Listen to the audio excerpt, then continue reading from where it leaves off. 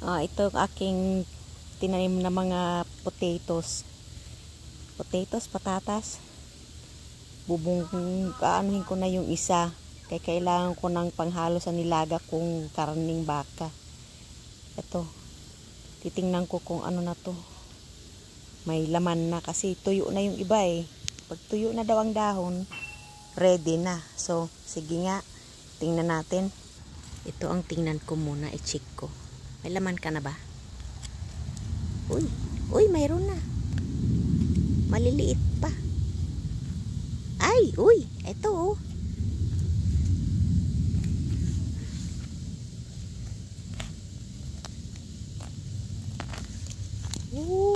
Ay. May panghalo na ako sa nilaga kong karne. Saya naman pag may itinanim ay aanihin. Tingnan ko itong isa. Isang puno lang muna ang aanuhin ko kay sa katapusan ko na ng buwan ito lahat aanuhin. Sayang din eh. Ang dami pang maliliit oh. Pero kailangan ko ng patatas para maihalo ko sa sinabawan.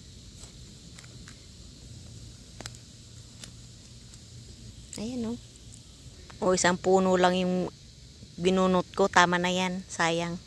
Ito yung nabunot ko lahat. Tama na panghalo yan sa aking sinabawan. Organic to ah. Nako. Kaya kayo magtanim na rin kayo para kahit pa paano makasave ng konti. Pitasin ko na rin itong dahon ng sibuyas oh. Ito pa oh. Ito ang aking nilagang baka. Nahaluan ko ng patatas. Tinatanggalan ko ng extra fat o taba para kahit papano hindi tayo magkasakit sa puso nito. Ito more than kalahati na nakakuha na ako ng isa't kalahating baso niyan. Taba ang taba oh. Tanggalin ang ekstrang taba. Ayan ang ekstrang taba. Kita nyo yun oh. Pinawag ako ni asawa, mayroon daw deer dito. Luluto ako. Ayan oh, deer. Kita nyo? Lapit tayo.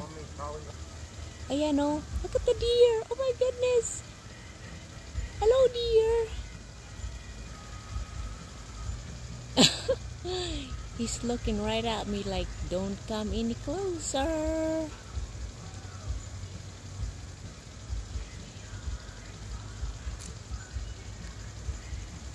Hello dear. Don't get scared. Let's get closer. He's running. He's going away now. See, he's gone. There he is.